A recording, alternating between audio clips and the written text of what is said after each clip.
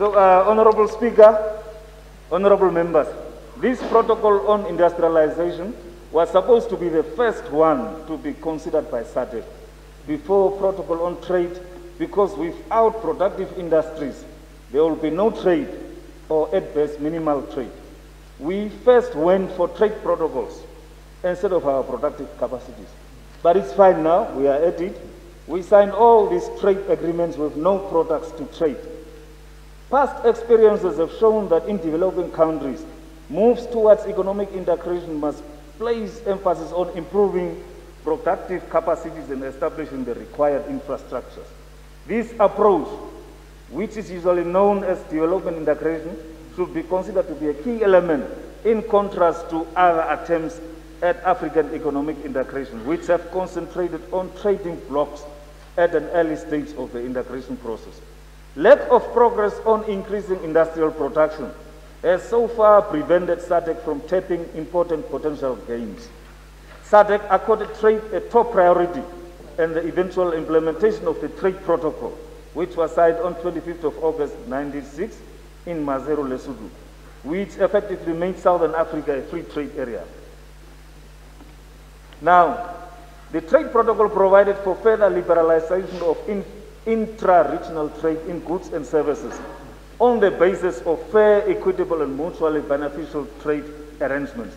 This will sound good for a regional economic and political powerhouse like South Africa, but for a small economy such as ours, the issue is always, do we have the commensurate industries to leverage on trade? What do we produce? What is Namibia known for?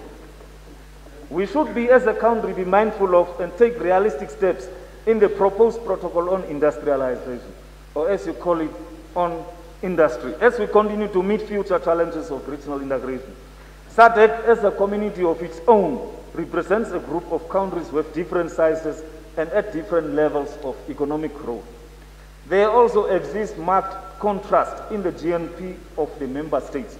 Namibia does not essentially have strong industries to talk about. The so-called growth at home policy was a mere rhetoric with no evidence to show its success today. How many manufacturing companies were created during that period? We tried with the dairy industry and many others, but it couldn't take off. Let me borrow from the popular theory or the ignorance hypothesis, which was considered by renowned economists such as Lionel Robinson in 1935.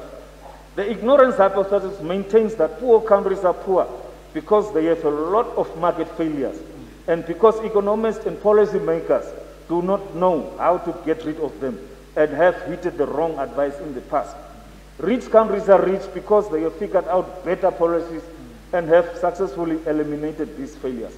Now, Minister, all advice also coming from this side is not merely a rhetoric in a frying pan. What we need to do is to take whatever you can take from this side, and when you meet your counterparts at the regional level, to table it there. Whilst there is no one clear-cut path for economic growth and industrialization, economic and political decisions are the primary drivers that accelerate or decelerate economic success. Moreover, given that historical, geographic, and cultural factors can also influence the trajectory of an economy, policymakers need to be both vigilant and open-minded in designing growth-enhancing policy strategies.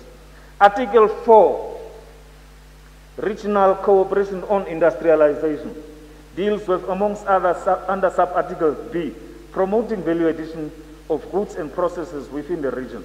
And if we read this with sub-article J, which reads jointly mobilizing resources to support industrialization programs, we will realize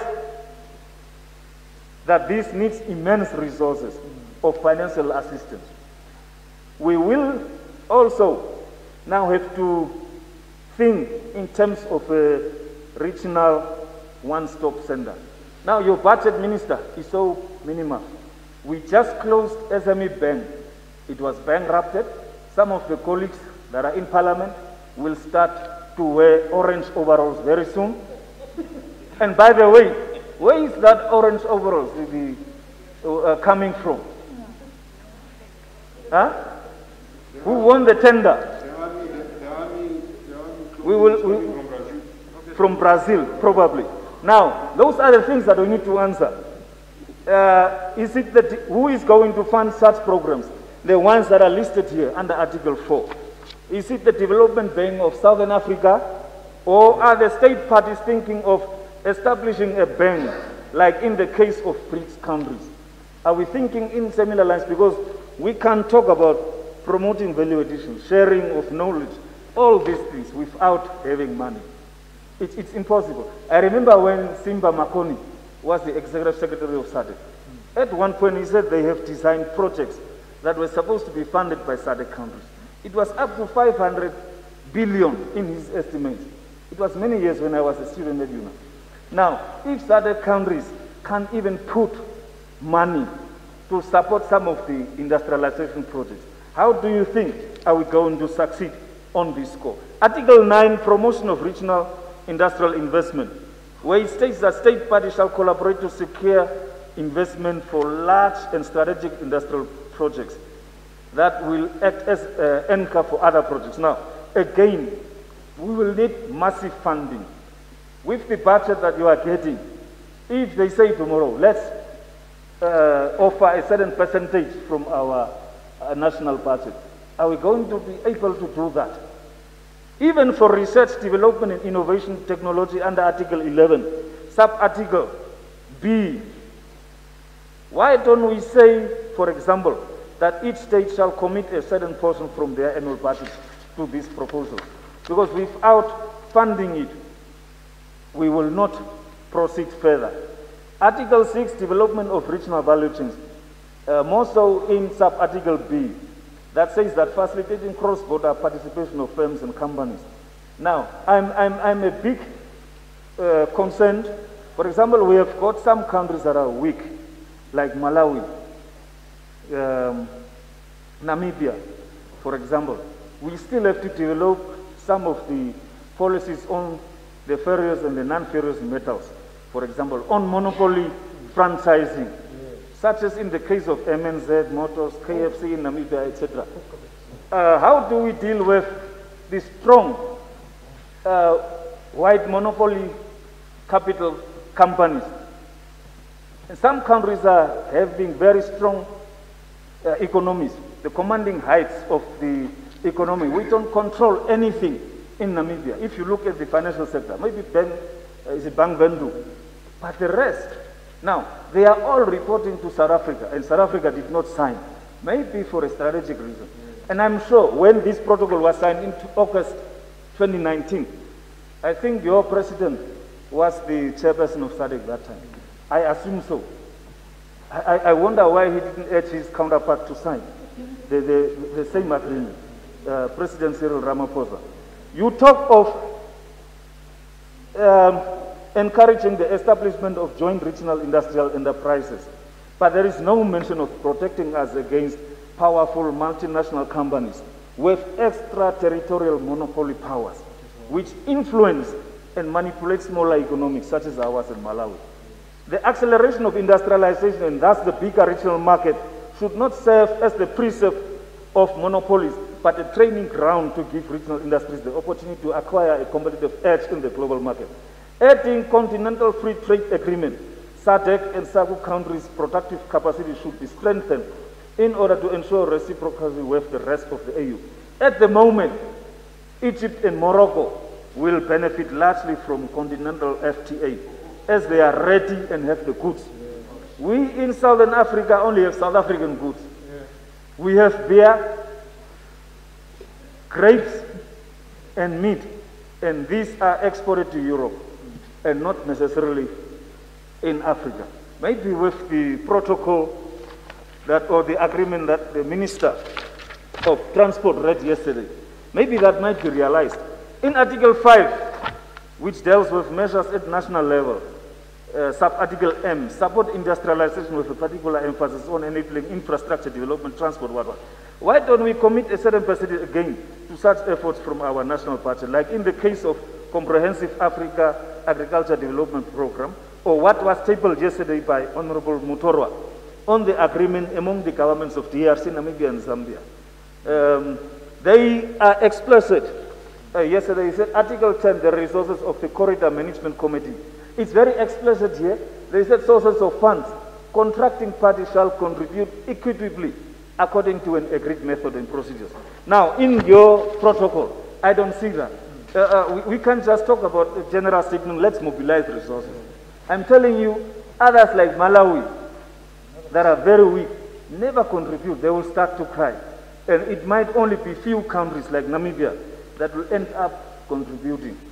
So now, Article 10 of that agreement of what was tabled yesterday is very clear. So we must have a binding something, huh? Like we shouldn't write the protocol like a toothless bulldog. It must bite off some meat. So let's commit ourselves to say each SADC country, because industries are important. Let's each SADC country contribute 10% from our budget vote, ministries of trade, industry, and whatsoever, for this source. For example, to control all this, are you going to set up an agency, like in the case of the Walvis Bay Corridor Group, to monitor how each country is advancing in terms of industrialization? Or how are you going to do it? Because once South Africa signs this document, it will be over. Angola is on the top side. Angola doesn't also play. It's a big economy. Of course, Dos Santos destroyed it, but now it's picking up. And when do we see the aggressive SME policy? Last time I checked, we copied the SME policy from Zambia and Tanzania, actually. That's why Dr. Michael Humavindu rewrote the next, the new one. So now, and also in terms of our SMEs, at least put a cap, 10 million below, 20 million below, should be strictly Namibians only. But now, once it is opened up like this, how do we deal with that? And in terms, this protocol does not also talk about cross-border crimes. Huh? Lest we take companies and SMEs and business individuals with dubious characters in other countries.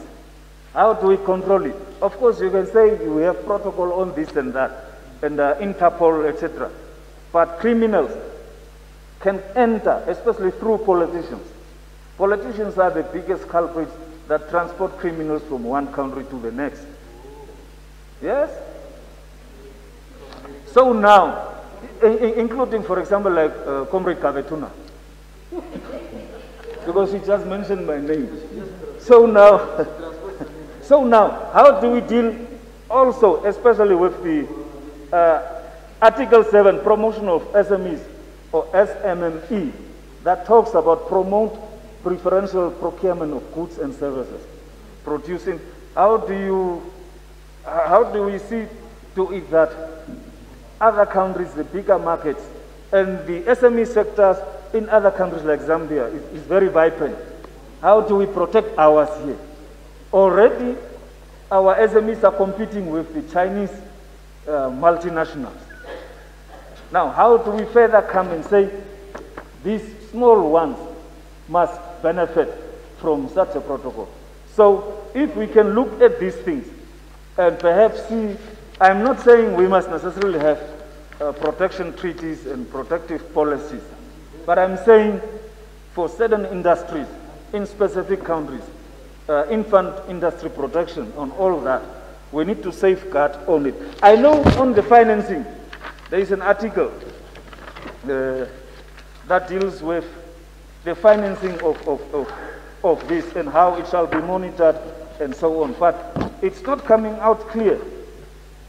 It's not coming out clear in terms of how we should measure, how much we should fund, how each country should contribute, and what are the industries, the infant protection, which industry should be protected in Namibia, in Malawi, in Zambia, so that we don't deal with duplication, etc.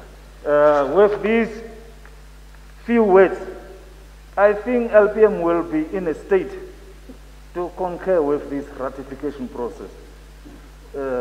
I thank you. Thank you. Thank you.